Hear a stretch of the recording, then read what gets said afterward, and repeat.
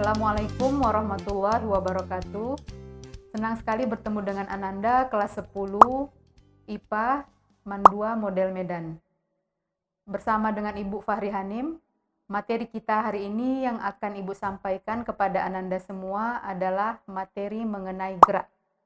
Nah, di dalam mempelajari materi gerak ini, kita akan membacakan ataupun target yang harus kita capai itu yang pertama adalah menerapkan konsep dan prinsip dasar kinematika dan dinamika benda titik.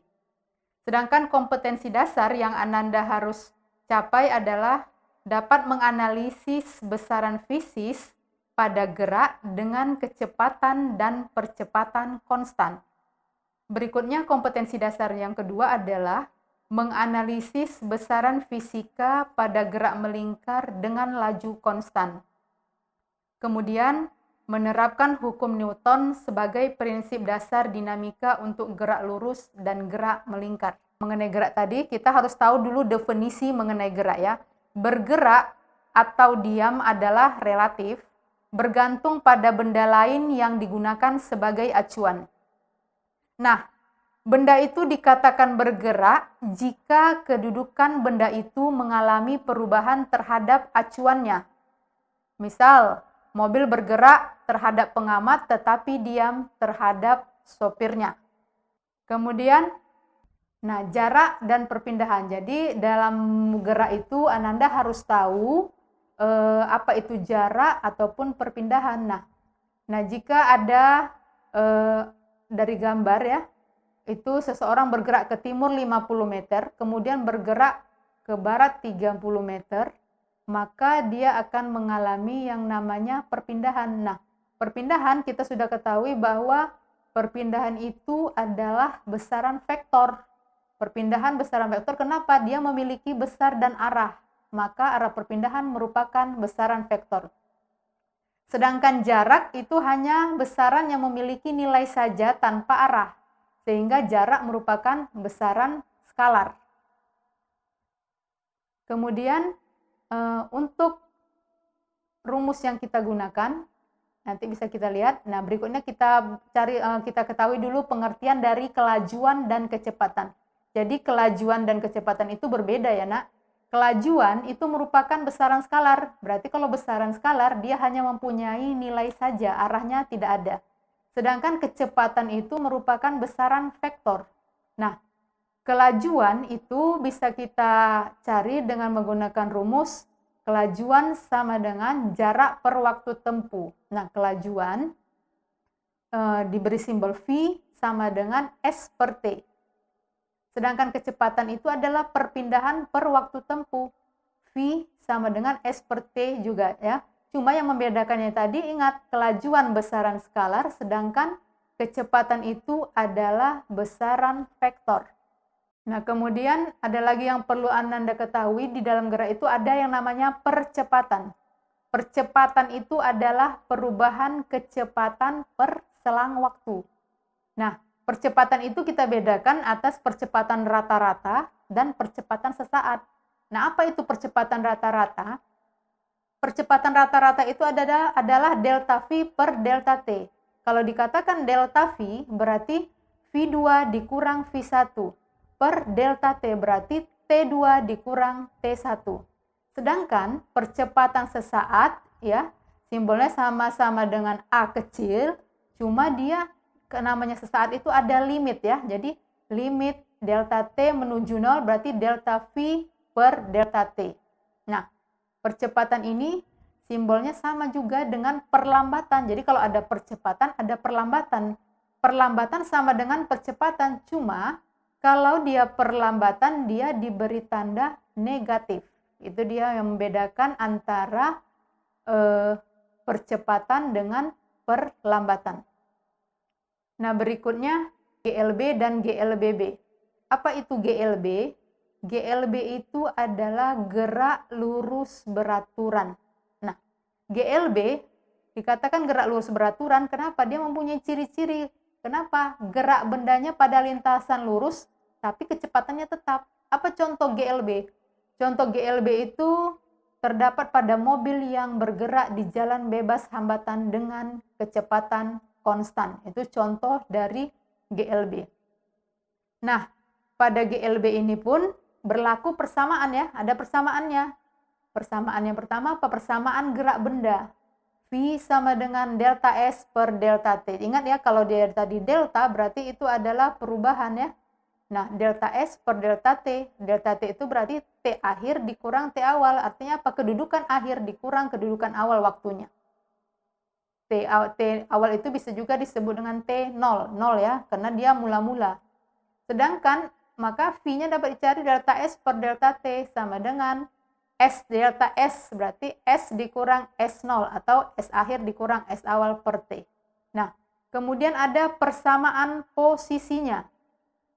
Persamaan posisi berarti apa itu? Jaraknya ya. S akhir dikurang S awal. S akhir dikurang S awal itu sama dengan V dikali T. Jarak sama dengan kecepatan dikali waktu. Nah, di sini berlaku rumusnya S sama dengan VT ditambah S0. S itu apa? S itu adalah jarak sama dengan V itu menunjukkan kecepatan, T waktu, sedangkan S0 itu adalah jarak mula-mulanya. Sekarang kita masuk gerak lurus berubah beraturan atau GLBB. Nah, gerak lurus berubah beraturan itu apa? Yang pertama ada gerak lurus dipercepat beraturan. Nah, gerak lurus dipercepat beraturan itu berarti lintasannya lurus, tapi kecepatannya setiap saat bertambah secara beraturan. Karena dia dipercepat berarti bertambah ya. Nah, pada gerak ini berlaku persamaannya apa? VT sama dengan V0 ditambah A kali T. Ingat Ananda, VT itu adalah kecepatan akhir, V0 adalah kecepatan awal, A di situ menunjukkan percepatan, T menunjukkan waktu. Itu untuk mencari VT-nya. Sedangkan untuk mencari delta S-nya sama dengan V0 dikali T ditambah setengah A dikali T kuadrat. Nah, VT kuadrat, ada 3 rumusnya lagi ya. VT kuadrat sama dengan V0 kuadrat ditambah 2 dikali A dikali delta S. Itu pada GLBB. Nah, kemudian di GLBB ini ada juga yang disebut dengan gerak vertikal ke bawah. Gerak vertikal ke bawah itu ciri-cirinya apa? Gerak benda dengan V0-nya sama dengan 0 dan mengalami percepatan yang sama dengan percepatan gravitasi. Kita ketahui bahwa gravitasi bumi itu nilainya 9,8 meter per sekon kuadrat. Nah, itu percepatannya ya. Jadi A sama dengan G. Persamaannya gimana? Karena dia menuju pusat bumi, maka VT sama dengan V0 ditambah G dikali T. Jadi G di situ adalah menunjukkan gravitasi. Nah, bagaimana persamaan posisi bendanya? Persamaan posisi benda berarti apa? Ketinggiannya yang kita hitung. Ketinggian itu diberi simbol dengan H, height ya. Height sama dengan H sama dengan V 0 kali T ditambah setengah G dikali T dikuadratkan. Nah, itu untuk gerak vertikal ke bawah. Nah, tadi kita sudah melihat gerak vertikal ke bawah. Nah, jadi kalau udah ada gerak vertikal ke bawah, berarti ada gerak vertikal ke atas. Kalau dia dikatakan gerak vertikal ke atas, dia berarti mengalami percepatan gravitasi yang arahnya berlawanan dengan arah gerak benda. Nah, persamaannya sama juga, cuma karena dia mengelawan arah, maka VT sama dengan V0 dikurang G dikali T. Jadi dikurang dia, nak. Kemudian hanya gimana ketinggiannya? H sama dengan V0 kali T dikurang setengah GT dikuadratkan. Nah, untuk mencari waktunya T max. T max itu berarti waktu maksimumnya sama dengan V0 per G. Sedangkan H max, ketinggian maksimumnya apa? V0 kuadrat per 2 dikali G. Jadi Ananda harus ingat, G itu adalah gravitasi, V0 itu adalah kecepatan awal, kemudian T itu adalah waktunya, VT adalah kecepatan akhirnya. Itu dia untuk gerak vertikal ke atas. Nah, apa contohnya? Contoh gerak vertikal ke atas itu terdapat bola. Kalau Ananda sering main bola kan, bisa bola kita lempar ke atas. Berarti apa? Kecepatan awalnya sama dengan 0. Itu dia gerak vertikal ke atas. Nah, terakhir adalah gerak melingkar. Nah, gerak melingkar itu kita sering lihat pada jam ya. Jam itu kan bentuknya lingkaran, kemudian pada kipas angin yang berbentuk lingkaran. Nah, kenapa dikatakan gerak melingkar? Ya karena lintasannya itu berupa lingkaran. Nah, gerak benda dengan lintasan melingkar itu ciri-ciri dari gerak melingkar. Contoh GLB terdapat pada gerak baling-baling, kipas angin, dan putaran jarum jam. Itu contoh yang sangat umum ya. Nah, gerak melingkar ini juga dibedakan atas gerak melingkar beraturan dan gerak melingkar tidak beraturan. Nah, apa ciri gerak melingkar beraturan? Gerak melingkar beraturan itu cirinya adalah kelajuannya tetap. Ya, laju linearnya tetap. V sama dengan 2V R per T atau V sama dengan 2V RF. T di sini bukan waktu, tapi periode. F di sini adalah frekuensi. R menunjukkan jari-jari. V-nya adalah nilainya 3,14 atau 22/7. Itu dia gerak melingkar beraturan ya. Percepatan dengan gerak melingkar itu bisa dihitung dengan A sama dengan V kuadrat per R ya. Percepatan pada gerak melingkar dihitung dengan rumus A sama dengan V kuadrat per R. A itu adalah menunjukkan percepatan. Nah, pada gerak melingkar ini ada yang namanya istilahnya percepatan sentripetal. AS ya. S itu menunjukkan sentripetal. Apa itu percepatan sentripetal? Berarti percepatan yang menuju atau mengarah ke pusat lingkaran. Nah, nilainya dapat kita cari percepatan sentripetal sama dengan 4V kuadrat dikali R per T kuadrat. Atau kalau kita turunkan, kalau misalnya frekuensinya yang diketahui, maka percepatan sentripetal sama dengan 4V kuadrat dikali F kuadrat dikali R.